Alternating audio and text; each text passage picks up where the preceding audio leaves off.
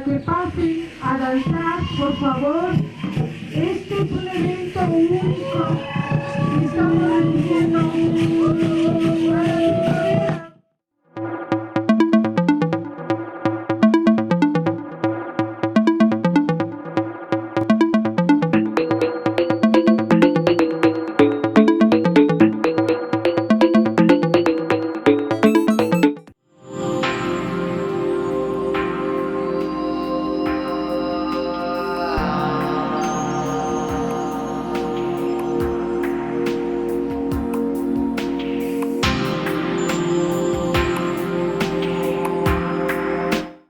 Aqui estamos nós de volta com o Canal do Conhecimento.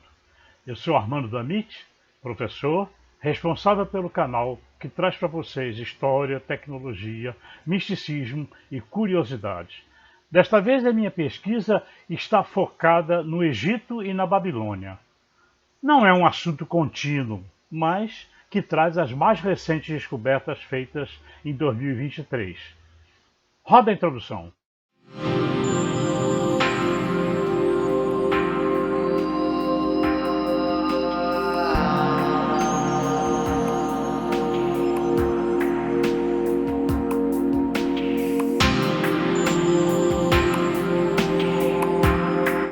A primeira curiosidade está no relato de Vivian de Souza Campos, ao site Mega Curioso, sobre a descoberta de um papiro raro encontrado junto às múmias num cemitério arqueológico. Todos nós sabemos que o Egito é uma terra fascinante, cheia de mistérios e surpresas, cujo passado vem sendo descoberto à medida que os arqueólogos desenvolvem seus trabalhos.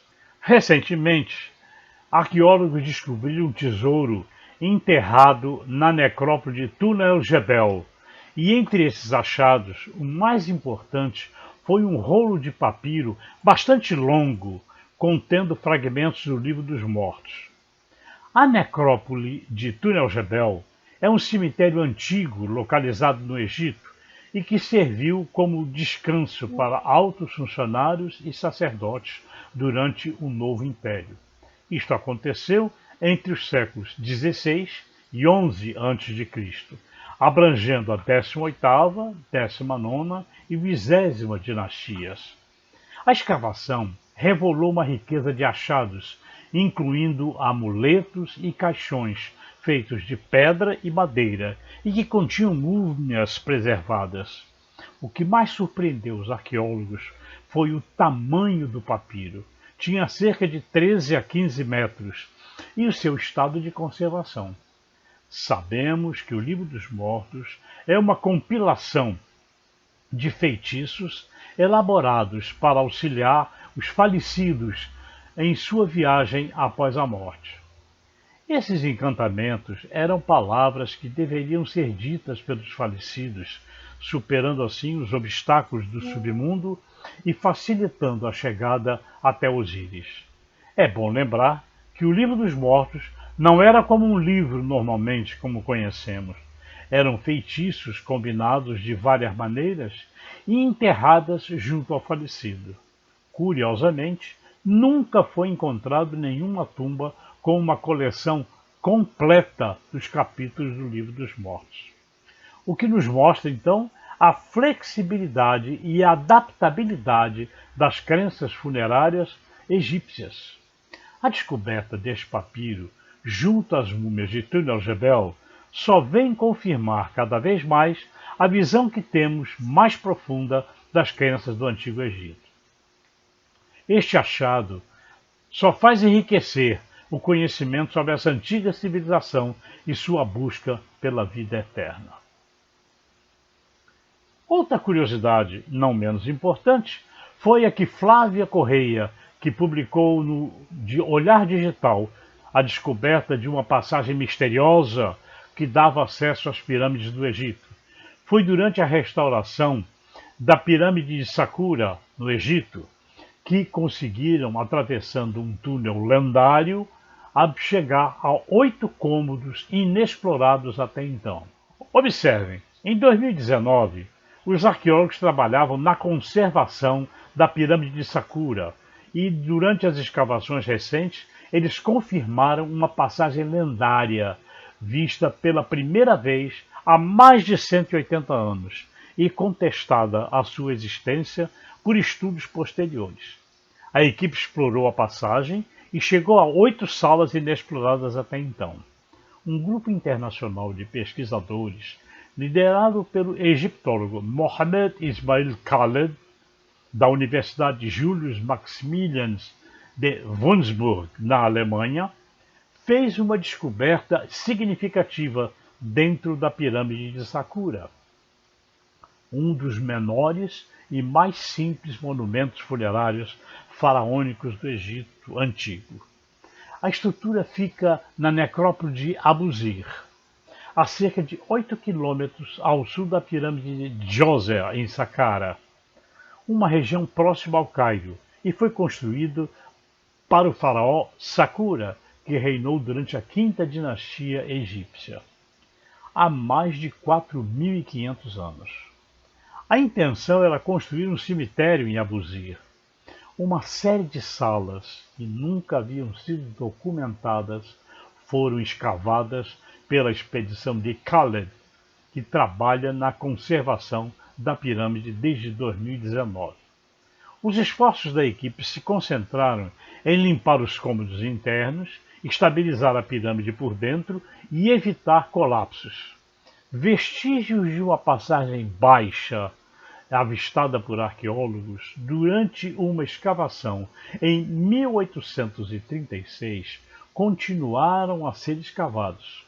Em documentos de arquivo, John Perring, que comandou os trabalhos na época, menciona que esta passagem estava cheia de detritos e lixo e era intransitável devido à decomposição. Da esquerda para a direita, você pode ver a vista externa da pirâmide de Saqqara, o trecho da passagem protegida com vigas de aço e um dos novos setores descobertos. Segundo Mohamed Khaled, ele suspeitava que aquele vão poderia levar a alguns depósitos. No entanto, durante a escavação da pirâmide por Ludwig Borchardt em 1907, essas hipóteses foram questionadas e abandonadas. Agora, o time liderado por Khaled, composto por estudiosos egípcios e alemães, detectou evidências de tal passagem, provando assim que as observações feitas durante a exploração de Perring estavam corretas. Mais do que isso, eles conseguiram transitar por esse acesso, encontrando 8 salas até então desconhecidas. A equipe também executou os serviços de restauração necessários para esses locais. Durante os trabalhos, buscou-se um equilíbrio entre a preservação e a estética para garantir a integridade estrutural das salas, tornando-as acessíveis para estudos futuros e, potencialmente, para o público em geral. Usando tecnologia de ponta, incluindo digitalização a laser 3D com um scanner LiDAR portátil, os arqueólogos puderam fazer, então, levantamentos detalhados dentro da pirâmide, permitindo assim um mapeamento abrangente, tanto das extensas áreas externas quanto dos estreitos corredores e câmaras internas. Continuando, temos outra curiosidade. Foi publicada no site Olhar Digital, por Rodrigo Moselli. Como sabem, a construção das pirâmides do Egito sempre foi um desafio. Porém, no 13º Congresso Internacional de Egiptologia, a doutora Eman Gonheim apresentou um estudo que parece esclarecer como essas monumentais construções foram feitas. Os cientistas descobriram uma antiga ramificação do rio Nilo, que parece ser uma enorme via aquática com centenas de metros de largura, que secou há muito tempo, mas pode ter sido utilizada para transportar os materiais e os trabalhadores necessários para construir esses monumentos há milhares de anos. De acordo com os pesquisadores, A concentração de pirâmides ao longo da margem ocidental da planície alagada do Nilo indica que a região pode ter sido atendida por um grande curso de água, capaz de suportar projetos de construção ambiciosos. Em entrevista ao EFL Science, a doutora Emmett Gronheim disse que se existem pirâmides por toda essa área específica, deve ter havido corpos d'água que transportaram ou facilitaram o transporte de rochas e de grande número de trabalhadores para esses locais. Para descobrir mais detalhes sobre essa antiga ramificação do Nilo, Gronheim utilizou dados de satélite de radar e analisou o Vale do Nilo do espaço.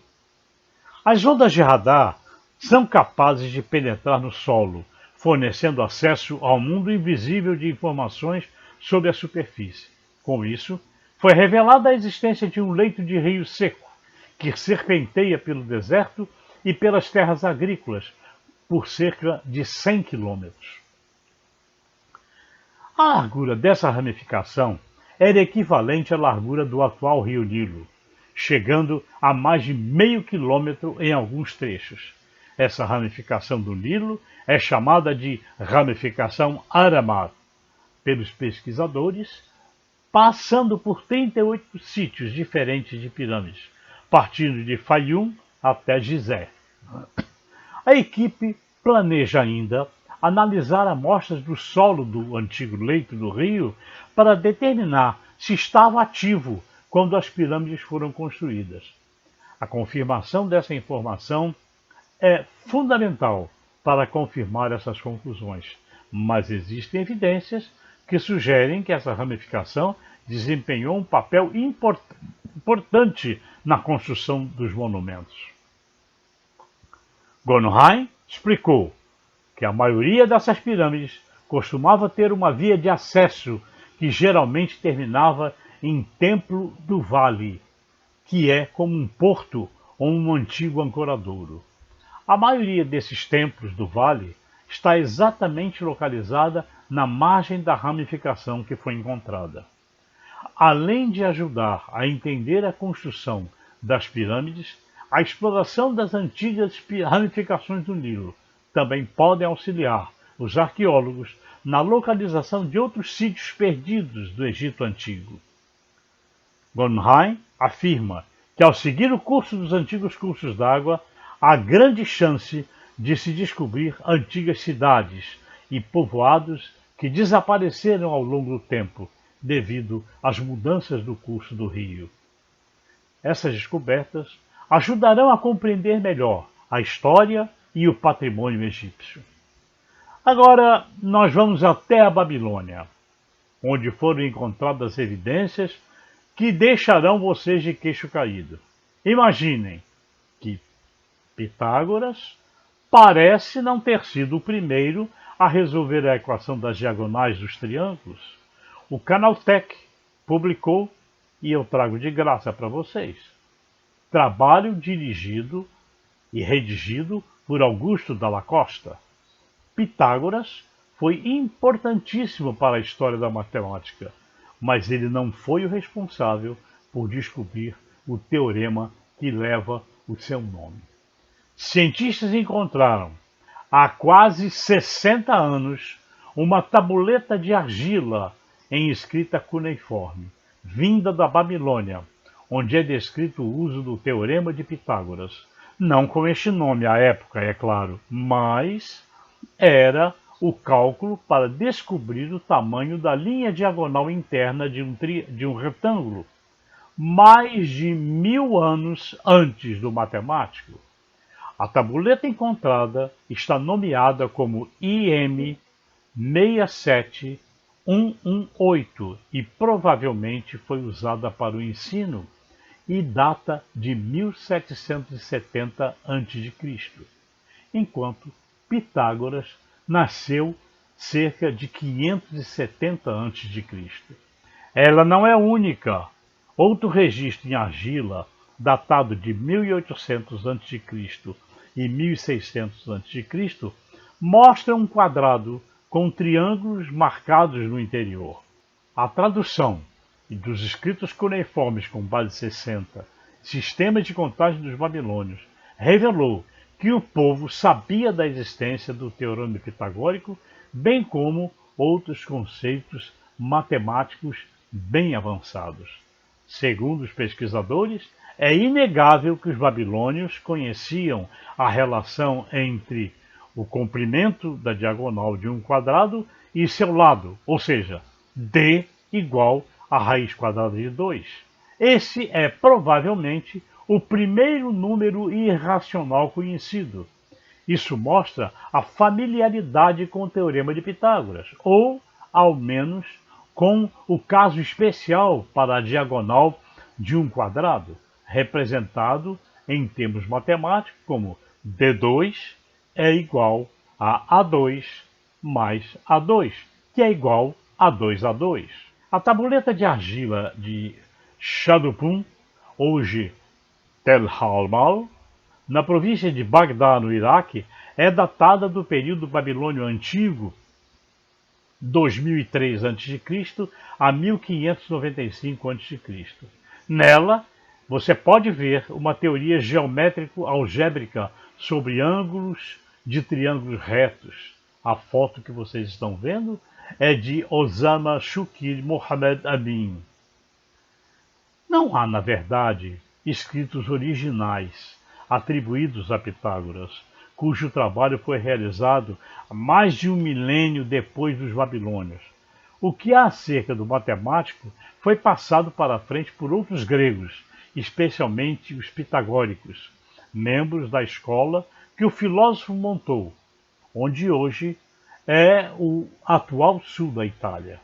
A escola chamada Semicírculo de Pitágoras era secreta, mas o conhecimento nela, compartilhado ou descoberto, era passado à frente e muitas vezes atribuído ao próprio matemático.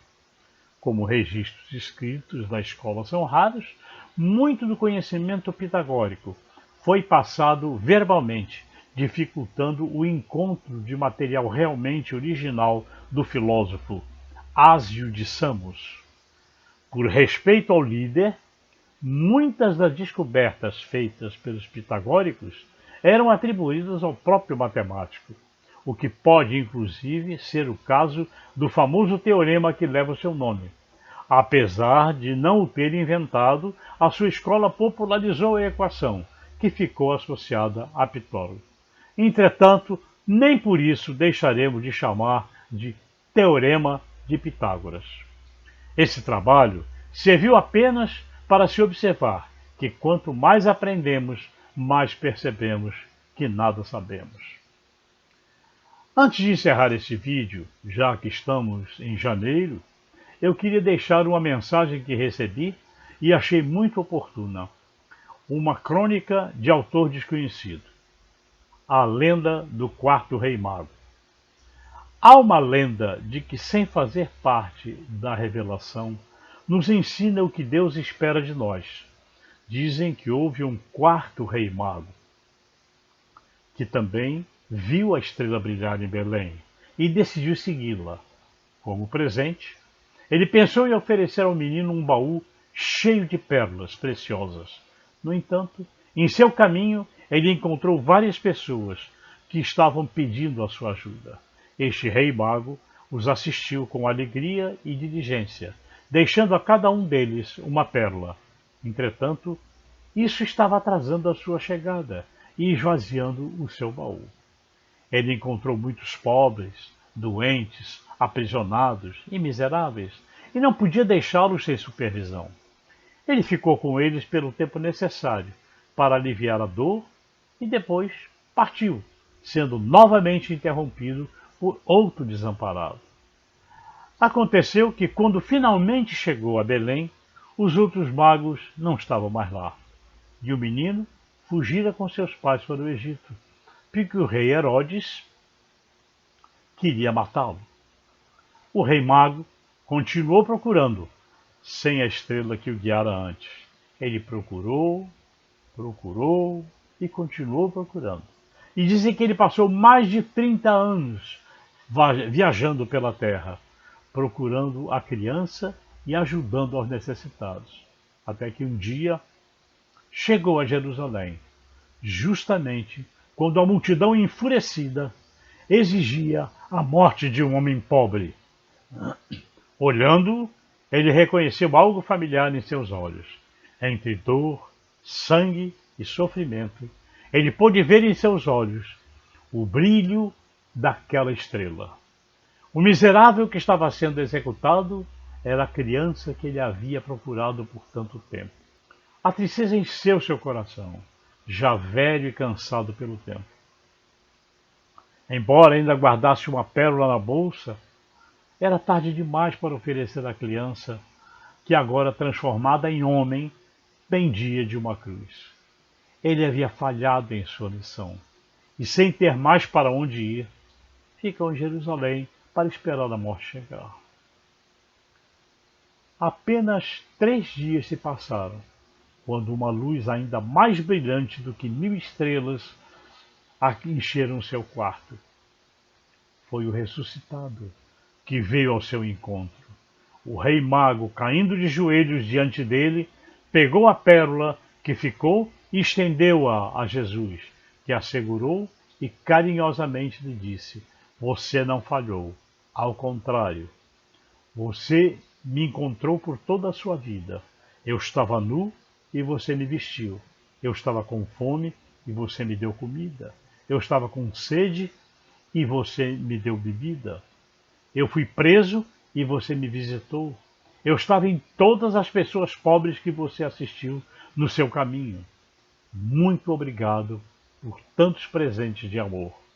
Agora você estará comigo para sempre, porque o céu é a sua recompensa." Bom, a história não requer explicação.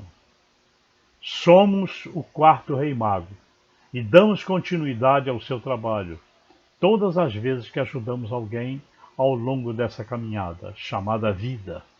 Estamos no final do tempo litúrgico do Natal. Desejo que as bênçãos do seu Mestre te acompanhem todos os dias desse novo ano. Muita paz e amor na sua vida. Com esta lenda, chegamos ao final e eu espero que tenham gostado. E se assim for, compartilhe com seus amigos e familiares. Um feliz ano novo, com muitas alegrias e um grande abraço a todos. Até breve.